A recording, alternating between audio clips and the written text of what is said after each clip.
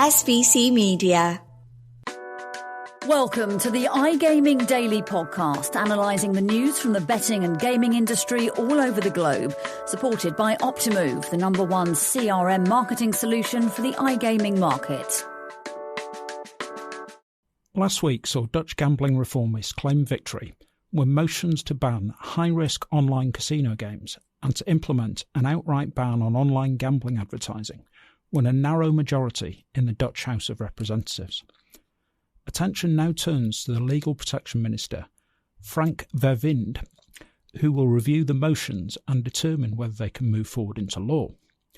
Whether ditched or retained, the KOA Act faces unprecedented changes across all legislative components, compelling Dutch operators to navigate a reversal in the framework that initially launched the market in 2021.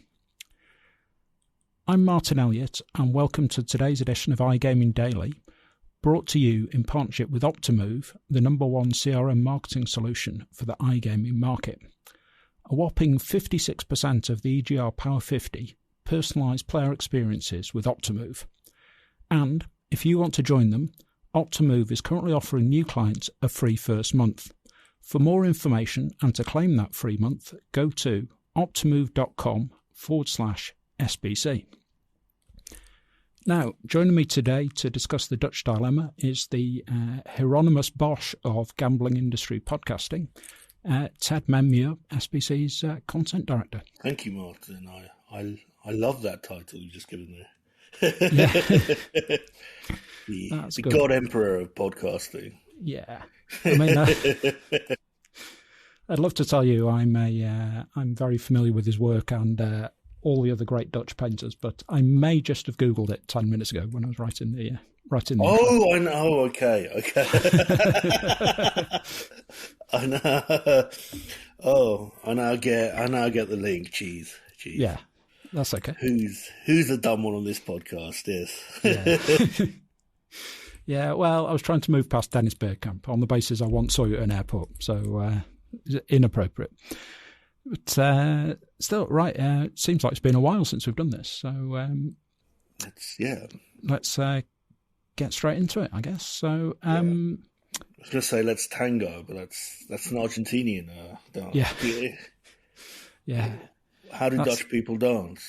Well, it's difficult in. Actually, I'm not going to mention clogs there. That would reduce it. I wanted you to say clogs.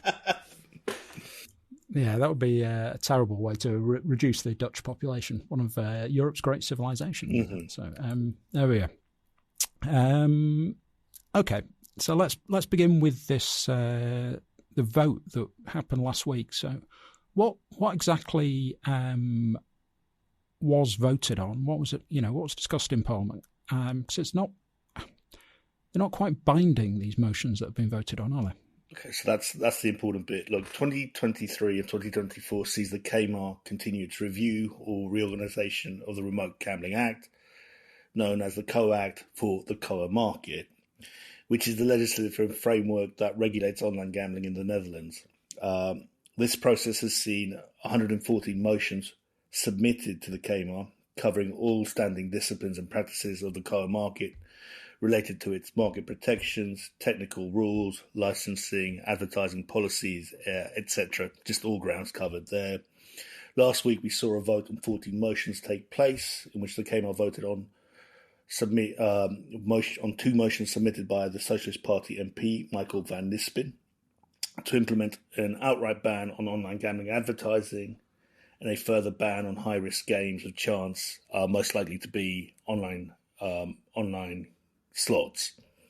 Now, as you mentioned, it's important to note that the KOA voted on motions, and that motions, the KOA is allowed to vote on motions, but that motions have to be determined into a law to be passed into legislation by the Dutch statute and the Dutch Senate.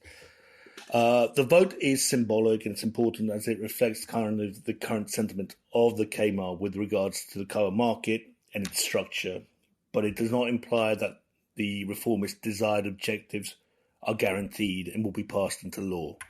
Okay, so where do you think this leaves the situation then? Because obviously there are some concerns among parliamentarians about the law as it stands. Which sort of areas of the Act do they see as deficient? Okay, so to summarise, since its inception in October 2021, the KOA market has had a fragile existence, a turbulent one at that, especially with regards to meeting kind of reformist demands. Now, a syndicate of Dutch parties never liked the structure of the KOA applied to the market, how it applied its licensing frameworks, the operators it authorised, and most importantly, how the actual KOA Act was approved by the Dutch coalition government at that time. However, they approved the framework on the conditions that an instant revision would be applied by the Ministry of Justice that it's now going through. So, within the context of what the KOA's reform is undertaking, it's that there is a very, very big block of Dutch parties that are opposed to the structure of the KOA market, that have demanded reforms across all provisions of the market. And what is likely to happen is that we don't know whether the KOA Act will stand, but it is going into the second year of reforms, and it's very, very different to what was applied in October 2021. Okay, and obviously the headline you would take out of the motions that were discussed in Parliament last week are very much that people are looking to, the members of Parliament are looking to restrict the gambling market more. Are all the concerns being expressed coming from that view that the market is perhaps a little bit liberal at the moment and operators have too many freedoms, although looking in at the way the regulations have been changing over the last couple of years, I think the industry would dispute that. I think that's a point that conflicts both the opposition to the KOA market, the Ministry of Justice, and the operators. So last year in 2023, we saw kind of the first amendments passed on advertising, and they implemented a ban on non-targeted advertising that was applied to kind of traditional traditional media, print, outdoors, TV. Also, there was further restrictions on kind of the aesthetics of promoting gambling, so your promotions, the wording, who could actually feature in advertising. And throughout the year, they also put in further restrictions on further details on customer reporting, further online gambling safeguards, and also what has to be reported on to the KSI in terms of customer care duties. So, yes, look, the KOA market's going through its regulatory review, but the Dutch Ministry of Justice continue to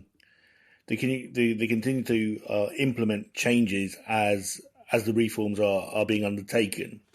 The other thing that's coming to light is that, look, this was a 10-year process to regulate Dutch market, the regulated Dutch market. And I think kind of year one and year two showed, brought to light a lot of sensitive matters for MPs to look at. So one of the issues that keeps on getting raised by reformists is just how big the level of increase has been in problematic gaming and gambling addiction registered by Dutch health agencies. Okay, I think that's a... So, yeah, again, it's very much like the scars are open now, but you have to kind of heal them and you have to get to a better place. And I think this is what the Ministry of Justice faces in its reform. It's how do you actually implement kind of cohesive and effective legislation? Sure. I mean, it's an interesting point, isn't it? That when you regulate the market and you have more data, actually some of these problems, or what appear to be problems, do come to the forefront a bit more, and that's some of what we're seeing here. And we're seeing, I'm not sure if backlash is the right word, but parliamentarians very keen to be seen to be doing something about these issues, which are now, and again, light shed on them. As you see in other markets, I think, gambling always suffers from an issue once it gets regulated of how do you interpret those numbers. And we see this across a lot of kind of high risk industries, and not only gaming but in finance, in medicine, and in alcohol and tobacco. Yeah. Okay. So let's just take a quick break for a message from our sponsors, and when we come back, I think we're going to mention our old friend, the black market. SBC Leaders connects the gambling industry's top-tier operators and associations to share the best ideas, collaborate on solving the biggest issues, and push innovation throughout the betting and gaming industry. If you're an operator and want to join the discussion, visit sbcleaders.com for more information. Okay, welcome back to part 2 of today's iGaming Daily, where we are discussing potential changes to the law around gambling in the Netherlands. So, Ted, we've had these the big news last week, the motions passed, which look, some parliamentarians very keen to put in some quite strict changes, including banning slots and a sort of outright ban on advertising of gambling. How likely do you think those motions are to actually make it onto the statute book? So the motions are important because they represent, as I mentioned, the Kamer's feeling as stands with regards to the KOA market. Now, they're now going to be passed on to Franc, who's the Dutch Minister of Legal Protections, and he has to determine whether those motions can be applied or can be administered into a law to be processed by the Senate. And this is where you actually have to start thinking about the technicalities of the market. What would these laws, if applied, how would they change the structure of the car market and its protections? And also whether they're feasible. So we are actually seeing this process happen at the moment, where the Ministry of Justice has put out a consultation regarding wagering limits and deposit limits of €150 for player accounts under the age of 24, and €300 deposit limit, spend deposit limit on operators. So that is one of the consultations going on at the moment. And it's very much like in the UK, where you have to kind of revise what you have to test, and you have to consult on the kind of legislative proceedings that you want to put in place. Sure. I mean, the one thing that instantly jumps out about these motions is talking about banning these high-risk games, which we assume they mean slots. The market is roughly 75%, a little over 75% of the market, the regulated market in the Netherlands is online casino. And we know in most places the bulk of that will be slots. So you're talking about they've asked for a huge change here. This is not an incremental change. It's not a let's have a look, see what we can do kind of change. It's a wiping out a large part of the market and making it potentially just unprofitable for operators to be there. So what has the industry's response been to the news from last week? Well, NOGA, the Dutch gambling trade body, immediately put out a statement, and they damned the faction of reformists who support the motion.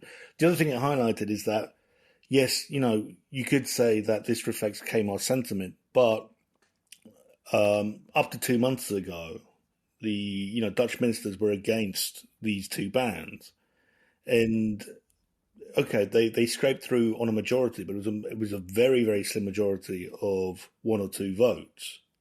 and it didn't include kind of absentees from the vote. So the motions desire a lot. Whether they're feasible and can be implemented is another thing. This now goes to the Dutch minister, Weerwind, who Noga have said, look, he has to stand tough on keeping to the agenda of how reforms will be applied to the KOA market. The other side of Dutch gaming is that within that faction, there are parties, I think the CDA especially, that they want to kind of kill the act, they want to terminate it and restart again and apply a completely new federal framework to Dutch gambling. And you're now going into, restarting or re-engaging with a legislative process that might take another decade. So I think there's divisions across the entire Dutch market in how changes should be applied. Sure. I mean, every time we have these discussions, whichever country it's in, two things really. The first thing that springs to mind is just how difficult it is to be a gambling regulator and to be a parliamentarian who is writing the legislation, because it seems that whatever you do, you will be wrong for a number of people. But the other thing is that we always have to consider the effect of the black market.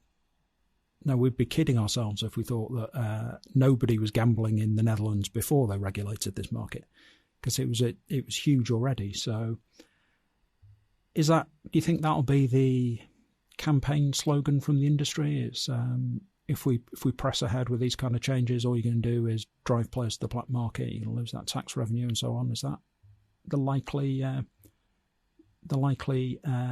progress of the debate next? Look, that will definitely be a point that gets highlighted.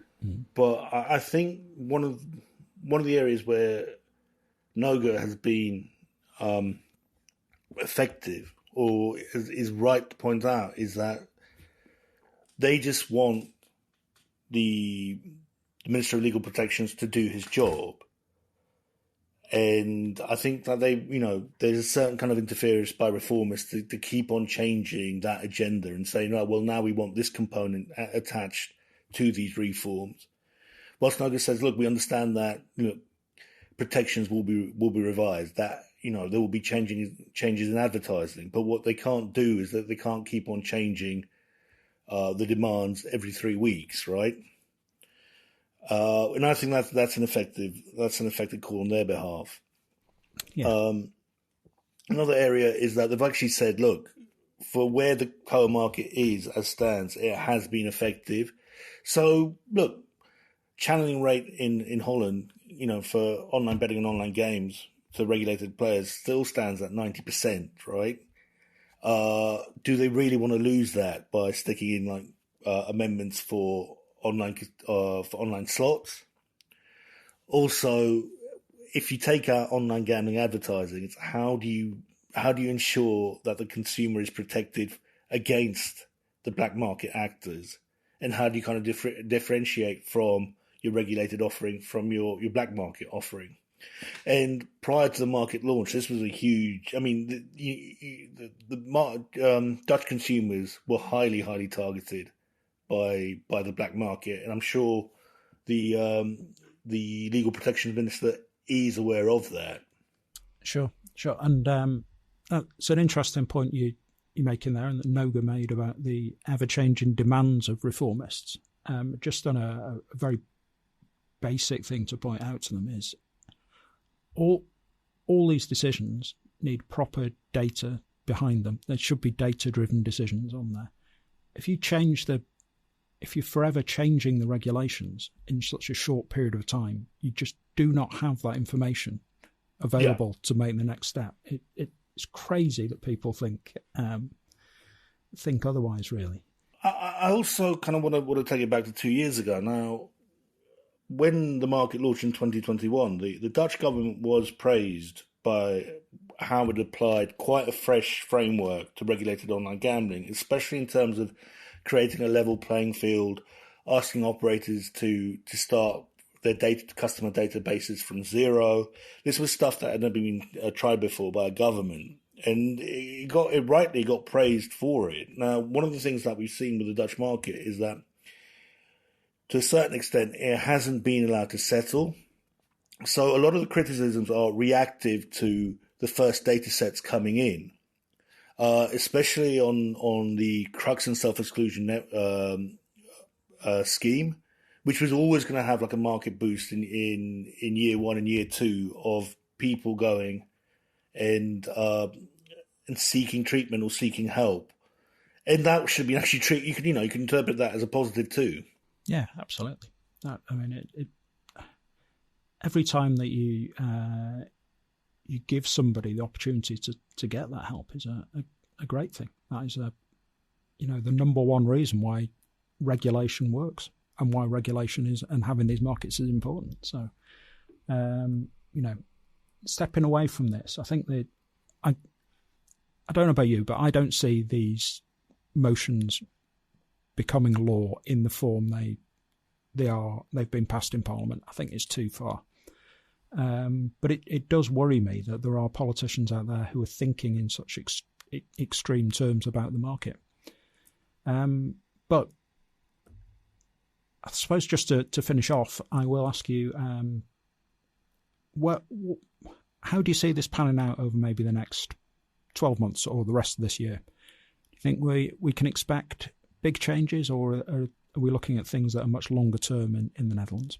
I think the big policies coming in will be the limits on the spending caps coming in that are being assessed in that consultation. So I think that will be the priority.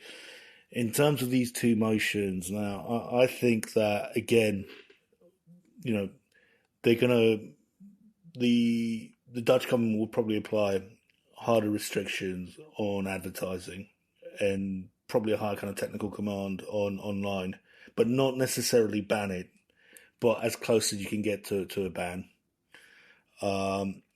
In terms of online slots, again, this will turn to probably more kind of in-game protections, more revisions of protections enforced on operators. And I also probably think that they're going to apply a kind of deeper monitoring of players who actually play online slots as a requirement, as a regulatory requirement. So what you have with KOA is you'll have a market that is, it's undertaking its revisions as they're being reviewed, which is quite unique in itself. Okay. Well, thanks for taking time out of your day to join me today, Ted. No problem. I'm sure listeners will be able to follow this story on SBC News, as always. This is no doubt something we'll be occupying quite a bit of your time over the next few months reporting on this. So thank you also for listening, and join us again tomorrow for another episode of iGaming Daily. Thank you for listening to today's iGaming Daily podcast, supported by Optimove, the #1 CRM marketing solution for the iGaming market. If you want to find out more about some of the subjects raised today, feel free to explore any of the sites in the SBC News network, or check out the latest edition of the SBC Leaders magazine. Happy reading.